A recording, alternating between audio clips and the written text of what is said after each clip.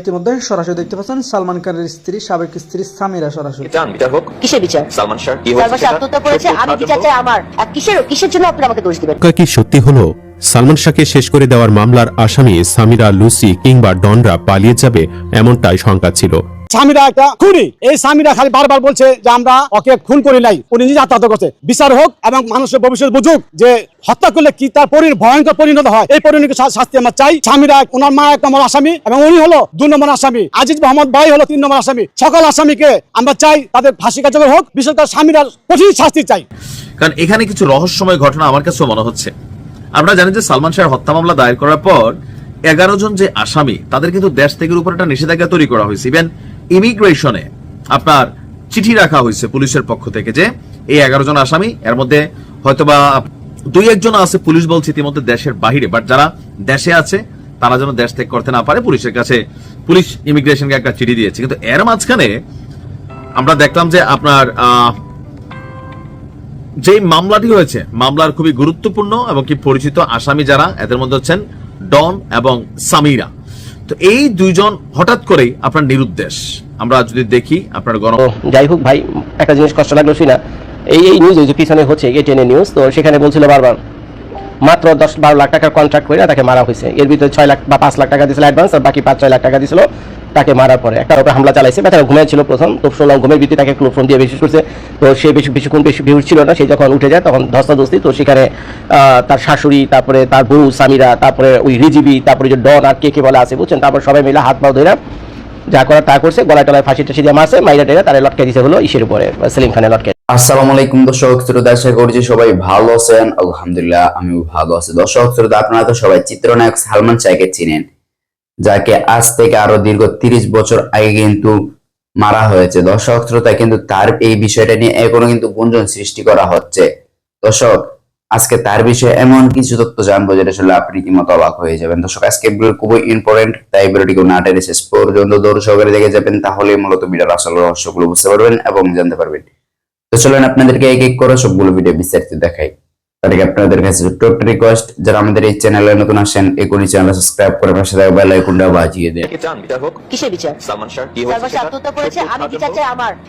কিসের জন্য আপনি আমাকে দোষ দিবেন? সাহসে আপনি আমাকে দোষ দিবেন? আশঙ্কা কি সত্যি হলো সালমান শাহকে শেষ করে দেওয়ার মামলার আসামি সামিরা, লুসি কিংবা ডনরা পালিয়ে যাবে এমনটাই শঙ্কা ছিল।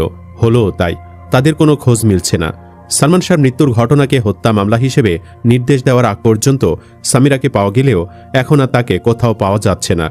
সামিরা যে ফোন নম্বর ব্যবহার করতেন তা বন্ধ পাওয়া যাচ্ছে। এদিকে সামিরার স্বামী ইশতিয়াকও বিদেশে রয়েছেন। অপরদিকে মামলায় অভিযুক্ত ডন টানা কয়েকদিন ফোন কল ও টেক্সট মেসেজ দেওয়ার পরও তিনি কোনো সাড়া দিচ্ছেন না। অথচ পুলিশের পক্ষ থেকে গণমাধ্যমে জানিয়ে দেওয়া হয় তাদের ফোন প্রেস করে অবস্থান শনাক্তের চেষ্টা করা হচ্ছে। অনেকে মনে করছেন এটা ছিল পুলিশের একটা বোকামি। এটা বলে তাদের আরও সাবধান করে দেওয়া হয়েছে। যদিও গোয়েন্দা তথ্য বলছে অপরাধীদের ধরতে সব ধরনের তৎপরতা চলছে। একটি সূত্র বলছে আসামি সামিরা, লুসি কিংবা ডনরা কোথায় আছে সেটিও জানা গেছে। যে কোনো সময় গ্রেফতার হতে পারেন তারা। এই মুহূর্তে কোথায় আছে আসামি সামিরা, লুসি কিংবা ডনরা? কেন অবস্থান জেনেও তাদেরকে ধরা হচ্ছে না? চলুন বিস্তারিত জেনে নেওয়া যাক। দীর্ঘ 29 বছর পর 90 দশকের জনপ্রিয় চিত্রনায়ক সালমান শাহর অপমৃত্যু মামলাটি হত্যা মামলায় রূপ নেওয়ার পর থেকেই গ্রেফতার আতঙ্কে রয়েছেন মামলার আসামিরা। যে কোনো মুহূর্তে তাদের গ্রেফতার করা হতে পারে বলে জানিয়েছেন তদন্ত সংশ্লিষ্টরা।